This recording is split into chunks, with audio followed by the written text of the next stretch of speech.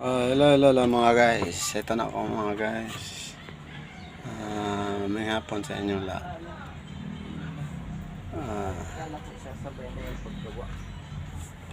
Ngay.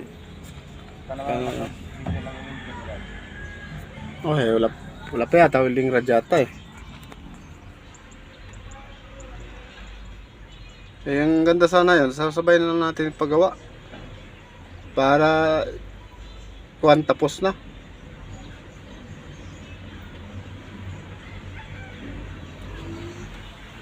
Ito mga guys, mag-update ako ngayon sa inyo po mga guys. Ito ko ngayon mga guys sa barracks mga guys.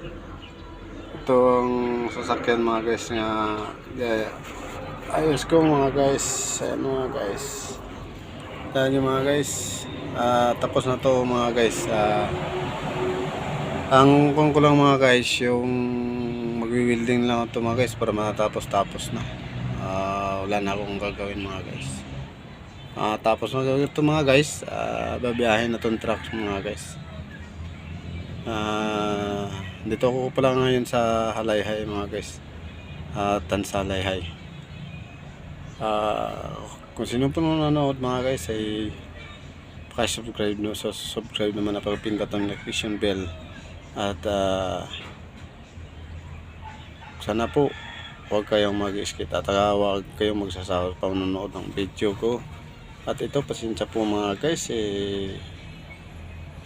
hindi ko pala talaga mapapag-i-edit mga guys kaya hindi pa ako marunong kasi mag-i-edit mga guys sa video ko mga guys. Ito talaga lahat mga video ko mga guys original talaga ito mga guys walang edit ito mga guys kasi iniingatan ko kasi po mga guys yung mag-i-edit ako yung baka makaka-copyright ang video ko kasi daming bawal kasi sa pag-i-edit ng video mga guys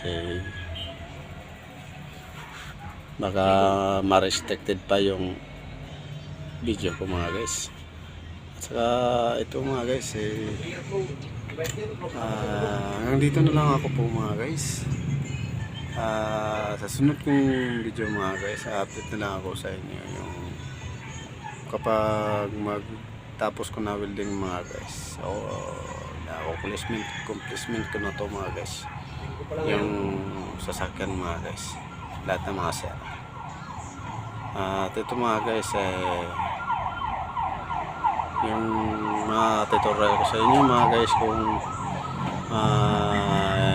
hindi man panan yung may-ari ng truck mga guys kasi nakakaawa kasi mga guys pagka sinisingil mo sila mga guys ng malakihan siyempre nakakaawa talaga po mga guys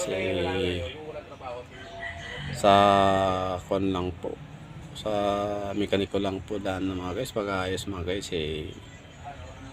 kung sa sisingil lang talagang minimum ay talaga po mga guys sigurado na kapag hindi sila pero sa akin mga guys tutulong ko lang to mga guys sa mga may-ari ng mga sasakyan mga guys kung sino man nanonood mga guys kung sino masiraan sa inyong mga sasakyan mga guys comment lang kayo mga guys sa mga guys sa video at sasagutin ko kayo mga guys anong mga sira ng masasakyan ng mga guys. Ang kusang matutulong ako sa inyo yung comment nyo at saka kung anong sira ng masasakyan mag-comment din ako sa inyo para matulungan ko kayo sa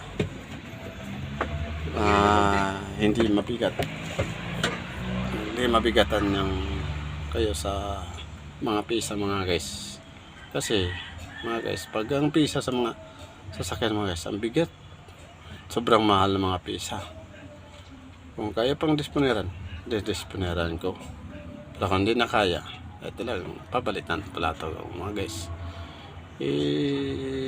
ganoon lang po mga guys at saka dito na lang ako po mga guys sana po kung sino